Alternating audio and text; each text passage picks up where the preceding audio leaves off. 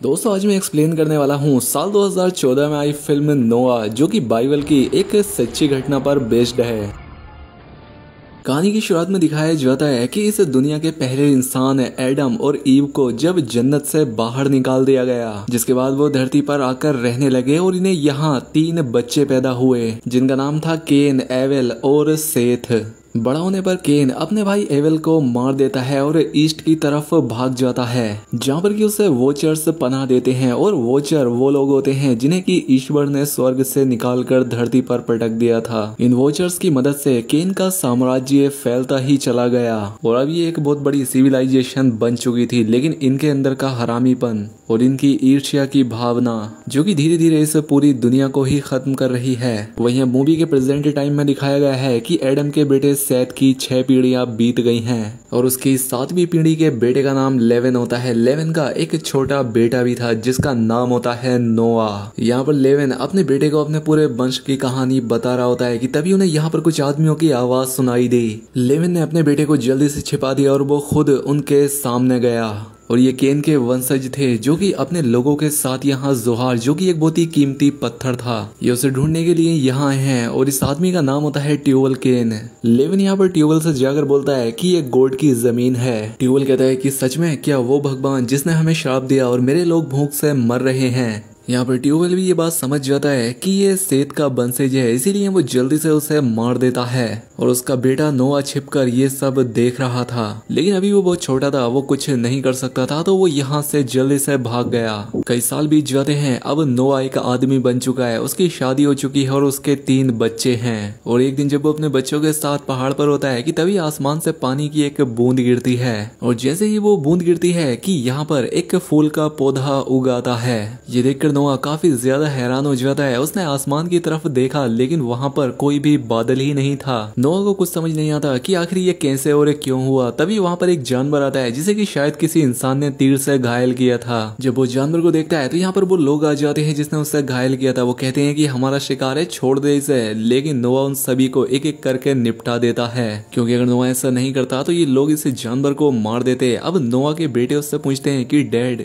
ये इस जानवर को क्यों मार कर खाते हैं। नोन से कहता है क्योंकि इन लोगों को लगता है कि इसे खाने से हमें शक्ति मिलती है। उसके बच्चे पूछते हैं कि क्या सच में ऐसा है पिताजी, जिस पर नोआ कहता है कि नहीं बेटा, शक्ति सिर्फ गॉड भगवान से मिलती है और किसी चीज से नहीं। खैर अब इसके बाद ये घर आ जाते हैं और नोआ रात में एक सपना देखता है, फिर से पानी की बूंद जमीन पर गिरती है और वहाँ पर फूल उगाया। और अगले ही पल उसने देखा कि पूरी दुनिया पानी में डूब चुकी है, हर एक जानवर, इंसान, सब कुछ, और पूरी दुनिया खत्म हो रही है। नोआ झटके से उठ जाता है। वो समझ जाता है कि ये सिर्फ एक सपना नहीं है बल्कि आने वाली कयामत की एक निशानी है। इसलिए वो अपने बच्चों को लेकर अपने दादा मैथ्यूला से मिलने के लिए निकल पड़ता है। हालांकि वो नहीं जानता था कि उसके दादा जिंदा है भी या नहीं, लेकिन वो अपनी वाइफ को कहता है कि मैंने सपने में उनका पर्वत देखा था जहाँ वो रहते हैं, इसलिए ऐसा लगता है कि वो जिंदा हैं। दरअसल ये एक ऐसा वक्त था जब सपनों की बातें अक्सर सच हो जाया करती थीं। अब नोआ अपनी पूरी फैमिली को लेकर अपने दादा को ढूंढने के लिए निकल पड़ता है, लेकिन इसी बीच रास्ते में उन्हें एक घायल लड़की मिलती है जिसका नाम ईला होता है। नोआ उससे कहता है कि तुम्हें कुछ नहीं होगा। और तभी ये देखते हैं कि पीछे से बहुत सारे लोग आ रहे हैं और ये सब लोग इन्हें मारने के लिए आ रहे थे। नोआ अपनी फैमिली से कहता है कि जल्दी चलो, हमें यहाँ से निकलना होगा।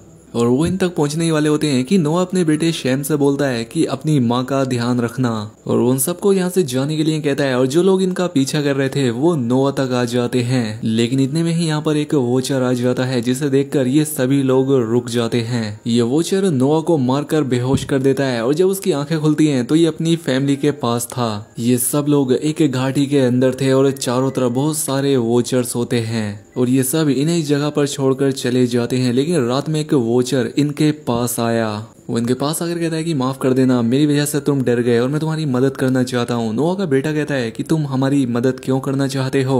वोचर बताता है कि गॉड ने हमें दूसरे दिन बनाया था जिस दिन उसने जन्नत बनाई थी। वो कहता है कि गॉड ने हमें एडम और ईव का पहरा देने के लिए बनाया था, लेकिन हमने उन दोनों का प्यार देखा है और उनका अंत भी, और हम इसीलिए उनका साथ देने लगे। उस वक्त हम पत्थर के नहीं हुआ करते थे बल्कि रोशनी से बने एंजल थे, लेकिन गॉड की बात ना मानने की वजह से हमें पृथ्वी पर फेंक दिया गया, जहाँ पर कि तुम्हारी अर्थ ने हमें अपने अंदर समा लिया, जिसके बाद हमें हमारा ये रूप मिला। लेकिन बावजूद इसके भी हमने इंसानों की मदद की, उन्हें वो सारी चीजें सिखाई जो कि हम जानते थे। दरअसल वोचर ने एडम के बेटे केन की मदद की थी। जिस वजह से उसका साम्राज्य दूर दूर तक फैल गया। लेकिन वो लोग हमारी शक्तियों का इस्तेमाल करके हमारे ही खिलाफ खड़े हो गए, हमें मारने लगे। और उस वक्त एक इंसान ने हमारी मदद की थी जो कि तुम्हारे दादा मैथ्यू सेला थे। हमने गॉड से प्रे की कि वो हमें वापस ले ले, लेकिन उसने ऐसा नहीं किया। और अब तुम कहते हो कि तुमने गॉड का बुलावा सुना है, इसीलिए मेरे साथ का कोई भी वॉचर तुम्हारा विश्वास नहीं करता। दरअसल नोआ ने अपनी पीढ़ियों को ये सारी बातें पहले ही बताई थी, लेकिन उनकी किसी भी बात पर इंसानों ने विश्वास नहीं किया और अब दुनिया को पूरी तरह से तबाह कर दिया है। लेकिन फिर भी ये वॉचर नोआ पर विश्वास करता है, कहता है कि मुझे तुम में एडम की झलक दिखती है, वो एडम जिसकी मदद के लिए मैं यहाँ आया था और इसीलिए मैं तुम्हारी भी मदद कर रहा हूँ।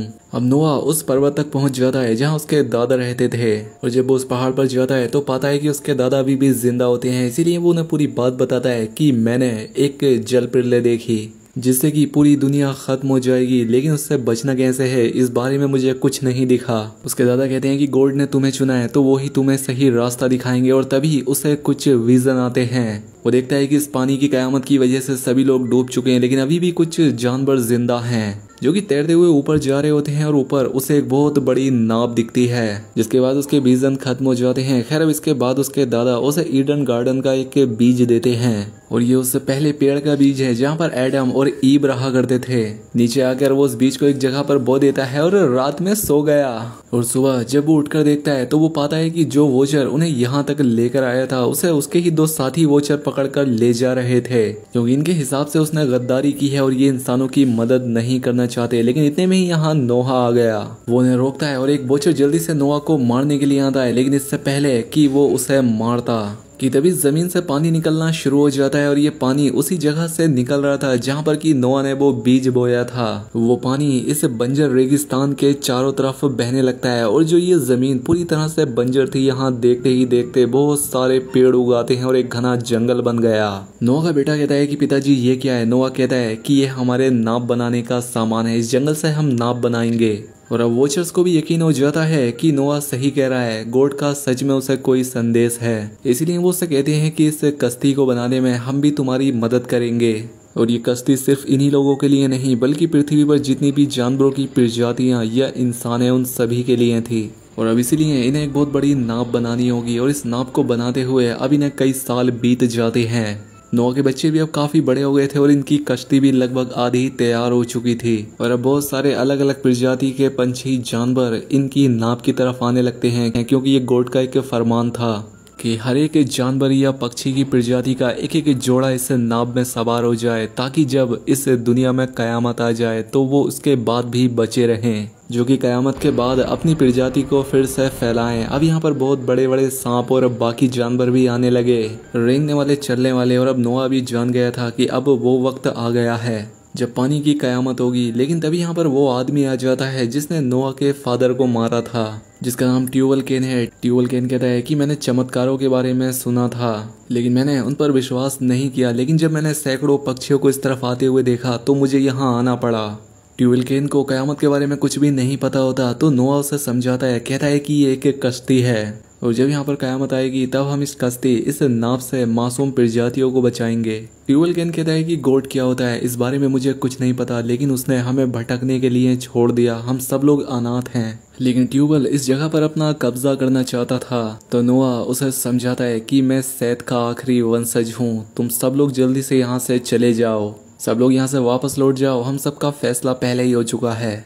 अब क्योंकि यहाँ पर ट्यूबल के साथ बहुत सारे लोग थे तो वो नोआ की इस कश्ती को हड़पना चाहता था, लेकिन तभी यहाँ पर बहुत सारे वॉचर्स खड़े हो जाते हैं जिन्हें कि अभी तक ट्यूबल ने नहीं देखा था, और इन्हें देखकर ट्यूबल के लोग बहुत डर जाते हैं। ट्यूबल कहता है कि तुम एक जल प्रलय के बारे में कह रहे हो, लेकिन अगर ऐसा सच में हुआ तो मैं भी तुम्हारी नाव में आऊंगा। लेकिन नोआ कहता है कि तुम जैसों के लिए हमारी नाव में जगह नहीं है। जिसके बाद ट्यूबल यहाँ से जाने लगा और मुड़कर कहता है कि मैं चमत्कारों पर विश्वास नहीं करता, लेकिन अगर गॉड हमें डराएगा तो मैं एक बार फिर से वापस लौटूंगा अपनी दोगुनी सेना के साथ। और यहाँ से जाने के बाद ही वो अपने हथियार बनाना शुरू कर देता है, क्योंकि वो उन पर हमला करना चाहता था। लेकिन यहाँ पर ट्यूबल के लोग बहुत डर रहे थे, उनकी हालत खराब होती है, उन्हें किसी जंग की नहीं बल्कि खाने की जरूरत थी। वही नोआ का जो छोटा बेटा होता है जिसका नाम हैम होता है, इसे एक खास बीमारी होती है, इसे एक औरत चाहिए थी अपने लिए। वो अपने फादर से कहता है कि आपने मुझसे वादा किया था कि आप मेरे लिए मेरी वाइफ लेकर आएंगे, जिस पर नोआ कहता है कि ऐसा कुछ नहीं होने वाला, तुम अपने काम पर ध्यान दो, हमें जल्द ही काम पूरा करना है, जलप्रलय जल्द ही आने वाली है। और इस बात से हैम नाराज होकर यहाँ से भाग गया। नोआ अपनी वाइफ से कहता है कि हम भी अपना काम करेंगे, ये काम पूरा कर लेने के बाद हम भी बाकी लोगों की तरह ही मर जाएंगे। दरअसल इनके पास जो लड़की होती है जो इन्हें बचपन में मिली थी जिसका नाम एला था, जब वो इन्हें मिली थी तो उस वक्त उसके पेट में बहुत गहरी चोट लगी थी, जिस वजह से वो कभी भी माँ नहीं बन सकती। और क्योंकि नोआ अपने बच्चों के लिए उनकी कोई भी पत्नी नहीं लेकर आया था, इसका मतलब ये था कि अगर जलप्रलय के बाद ये लोग बच भी गए तो इनका वंश आगे नहीं बढ़ेगा, क्योंकि इनके 3 बेटे हैं। जिस पर नोआ कहता है कि जलप्रलय के बाद जब हमारी फैमिली बचेगी और जब हम लोग मरेंगे तो हमारे मरने के साथ ही इंसान भी यहाँ से हमेशा के लिए खत्म हो जाएंगे। और शायद गॉड की भी यही मर्जी है। अब इस बात से परेशान होकर नोआ की वाइफ उसके दादा मैथ्यूलस के पास जाती है। हालांकि मैथ्यूस एला उसकी बात का कोई अच्छे से जवाब नहीं देते, लेकिन जब एला जंगल में घूम रही थी तो मैथ्यूस एला उसे जंगल में मिलते हैं और कहते हैं कि तुम पिछले 10 साल से मेरी फैमिली के साथ रह रही हो, तो तुम भी मेरी फैमिली का हिस्सा हो, और पिछले 10 सालों में मैंने तुम्हें कुछ नहीं दिया है। जिसके बाद वो उसके पेट पर हाथ लगाते हैं और उसकी वो बीमारी जिससे वो कभी माँ नहीं बन सकती थी वो खत्म हो जाती है।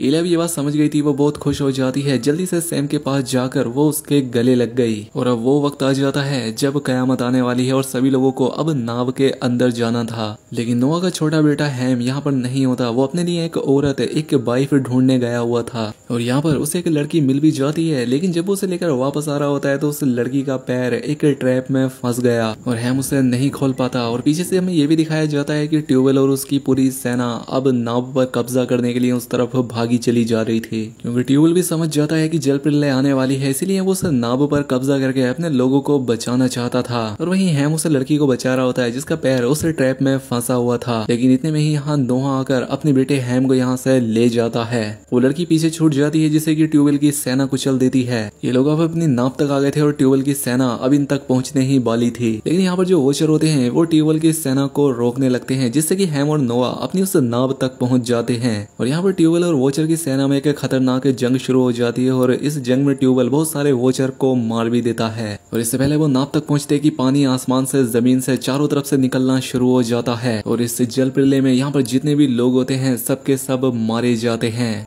और अब इनकी नाव जो कई सालों से जमीन पर बन रही थी वो इस जलप्रलय में तैरना शुरू कर देती है। और अब इस तरह से पूरी जमीन पानी में डूब जाती है। और इस नाव पर हमें ये दिखाया जाता है कि यहाँ पर छिपकर ट्यूबवेल भी चढ़ गया था। दरअसल यहाँ पर नोआ का छोटा बेटा हैम ट्यूबवेल की मदद कर रहा होता है। और जब ट्यूबवेल उससे पूछता है कि तुम मेरी मदद क्यों कर रहे हो, तो हैम उसे बताता है कि वहाँ पर एक लड़की थी जिसे मैं अपने साथ नाव में लाना चाहता था, लेकिन मेरे फादर ने उसे मरने के लिए वहीं पर छोड़ दिया। जिस पर ट्यूबवेल कहता है कि अच्छा, तो तुम अपने फादर से बदला लेना चाहते हो। लेकिन वो इस बात का कोई भी जवाब नहीं देता। वहीं अब नाव पर कुछ दिनों के बाद इला की तबीयत खराब हो जाती है और जब वो अपनी माँ के पास जाती है तो उसे पता लगता है कि वो प्रेग्नेंट है। वो सैम के बच्चे की माँ बनने वाली थी और इस चीज से इन सब लोगों को बहुत खुशी होती है। इसलिए ये सभी लोग जल्दी से नोआ के पास जाकर उसे बताते हैं कि ये माँ बनने वाली है। नोआ कहता है कि ये मुमकिन नहीं है, ये तो बांझ है। जिस पर नोआ की वाइफ उससे कहती है कि मैं दादाजी के पास गई थी और उन्हीं की दुआ की वजह से ये ठीक हुई है। इस बात से नोआ को बहुत गुस्सा आता है। वो कहता है कि तुमने गॉड के हुक्म को नकारा है, अब इतनी सारी जो जाने गई है वो सारी बेकार हो जाएंगी। इसके बाद नोआ बाहर जाता है जहाँ पर बारिश हो रही होती है और वो गॉड से कहता है कि आपको मेरी बात सुननी होगी, ये सब ऐसा क्यों हुआ। लेकिन उसकी बात का कोई जवाब नहीं आता।